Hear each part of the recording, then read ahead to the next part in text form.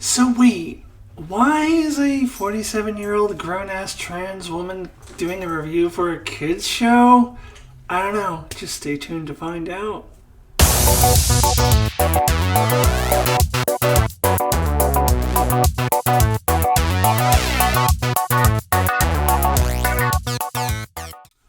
Hello there, welcome to Alyssa Jean's Reviews. This is my review for Masters of the Universe Revelation. Now, this was not originally going to be one of my first videos. I wasn't planning this at all. It wasn't on my schedule when I wrote up a schedule on my Facebook page. But I watched this on Netflix and I just had to come and talk about it in a very spoiler-free way. At least it won't be any spoilers I didn't already know about before I watched the show and other articles that I read that were spoiler-free. I guess if you're super sensitive to spoilers, then, well, why don't you just go watch it? It's on Netflix. So, but there won't be anything specific to the plot. There will be generalized things that, as I said, I read about before I even watched the show. So let's get into it. The reason why I wanted to watch this show was purely out of nostalgia. He-Man and the Masters of the Universe was really one of my first cartoon loves outside of probably Super Friends was probably a little earlier, but I have a lot of attachment to this and from my past. Other shows are doing reboots from my past as well, like Voltron I noticed is out there, and I think there was another one, Transformers, but Masters of the Universe is the only one that I was really interested in just watching for nostalgic purposes, and I was not expecting anything sophisticated or anything like the stuff that I normally watch. I was expecting it to be cheesy, hammy, and hokey, and that's the way that I describe it. That's like the tone of Masters of the He-Man and Masters of the Universe from my childhood that I remember. So I expected it to be completely corny, hokey, and all of that stuff, but I just thought it would be fun to revisit something from my childhood. Now, when I started watching it, I got something very different. Now, the first thing that I noticed as I started watching it was the producer credits were given to a person named Kevin Smith. And I was just like, wait, what? Well, who, what? That Kevin Smith? You mean that Kevin Smith is doing this Masters of the Universe? So I stopped it for a second, went and Googled it, and just to make sure that it is the Kevin Smith. And indeed, it is. Now, that is when I came across an article that talked about the backlash that Kevin Smith is receiving from fans of the Masters of the Universe, He-Man, and all of that stuff, because, and this is where maybe a minor spoiler might come in, although I don't consider it a spoiler, because He-Man is barely in it, and it focuses on Teela. And by the way, I didn't mention this on the top, but this is the first 5 episodes of season 1. It's part 1 of season 1. And then part 2 is supposed to come out later this year some point, so there'll be 5 more episodes. But through the first 5, He-Man's barely in it, and it really focuses on Teela and actually Evelyn. So the female characters are really the focus of this show, and I freaking love that. I love that. And actually, in fact, one of the reasons why I decided to watch this, not just out of nostalgia, but I was intrigued by the fact that He-Man's name is not in the title. It's just Masters of the Universe Revelation. It doesn't say He-Man. It just says Masters of the Universe. And the promo shot that I saw, He-Man wasn't in it. It was like Teela and Orko and Evelyn, and I think Man-at-Arms maybe was in it, but He-Man was not in that shot, so that actually intrigued me. I was intrigued to watch a Masters of the Universe cartoon that did not feature He-Man. I mean, He-Man He's kind of a hokey character. He's basically Superman with big muscles. He makes cheesy jokes and stupid one-liners and just very. I mean, it was great when I was a little kid, but and I was expecting to see that kind of thing again, but.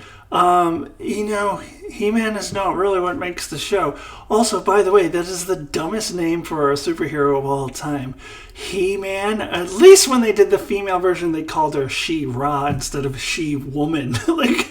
I guess He-Man he was ahead of his time. He was the first superhero to announce his pronouns. Make sure everybody knows his pronoun. He should be he, him, man, though. But anyways, I was stoked when I read that article because it confirmed what I already kind of suspected that might be the case by the lack of He-Man's name in the title. And then as I watched the first episode, I think by the end of the first episode, I realized that Kevin Smith and I, we're on the same wavelength. I think he is probably roughly my age or a little bit older. I guess I could Google that. But he's probably come from the same nostalgia that I am. And he produced a show that I would have wanted to see, quite honestly. He updated Masters of the Universe for the current age. So as I'm watching the first episode, I would say about roughly the first half, maybe the first 3/4 is exactly what I was talking about before. So remember Cringer, the tiger, the green tiger, before he turns into Battle Cat, he was scared of everything, I'm scared. And they had a scene like that, and they had a silly scene with Orko trying to put him into a bubble to protect him, and everybody was like, ho, ho, ho, ho. Just really silly, hokey, hammy, exactly what I remembered from my childhood. But then, at a certain point in this episode, the tone suddenly changes, and suddenly it's serious. And the characters start acting with actual human emotions. They start acting like real human beings, particularly Teela, who I recall from the original as just being sort of this background character, really one-dimensional, which is how she behaves through the first part of the first episode. And then suddenly she becomes a multi-dimensional character. Now, on the one hand, that was a little jarring, and I could understand why fans who really wanted to see the hokey, cheesy stuff from their childhood might be a little thrown off by the sudden shift in tone. But personally, I thought it was freaking amazing. I thought it was great. And the show, then, without getting into any spoilers of the plot, does follow Teela as an interesting, sophisticated female character with much more sophisticated, layered plots than what they would have had in the old school He-Man show. Now, don't get me wrong, I'm not saying that it's not a kid's show. It's still a kid's show, don't get me wrong. But it is a much more sophisticated and much more updated for the modern times type of kids show, and not necessarily the cheesy, hokey, 1980s show that I remember. And I thought that was fantastic. And I will also, I think this word gets overused, but dark, I think it's a little darker. Certainly than I remember the original show being. So maybe that isn't for really young kids, but I think, little older kids and old kids, such as myself, 47-year-old kids,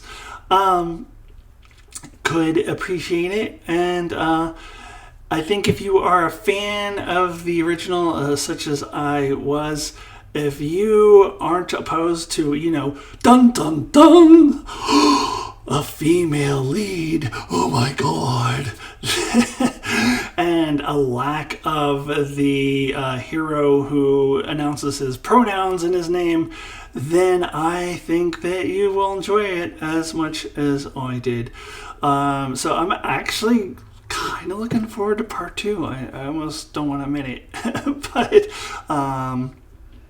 part one leaves you on a bit of a cliffhanger. So I'm into it. Surprisingly to me, I thought it was just going to be a trip down memory lane and nothing more, but it ended up being more than that for me. But as I said, it's still a kid's show. Okay, so I want to go ahead and give my rating for part one of season one, and this is my rating out of 10, with 1 being the lowest possible score, 10 being the highest. I'm going to give this a 9. I thought it was really good. Now, a 9 adjusted for the fact that it's a kid's show. So I wouldn't say this is like as good as WandaVision, which I also gave a 9, which is more for adults. So just, adjust it for it being a kid's show. It's a kid's show 9. But I was surprisingly impressed by it, much more so than I thought I would be. And all those, fans can complain about the lack of He-Man or whatever, and but Kevin Smith, I am totally on board with him. Like, he and I are on the same page. Like, he made the show that I would have made if I was going to make a He-Man show, or a Masters of the Universe show, I should say, since He-Man is not in it that much. So I'm actually surprisingly happy. Good job, Kevin Smith. Good job. All right, that's it for my spoiler-free review. Please check out all of my other stuff related to Star Wars, Star Trek, the MCU, and my transition. I will see you all soon.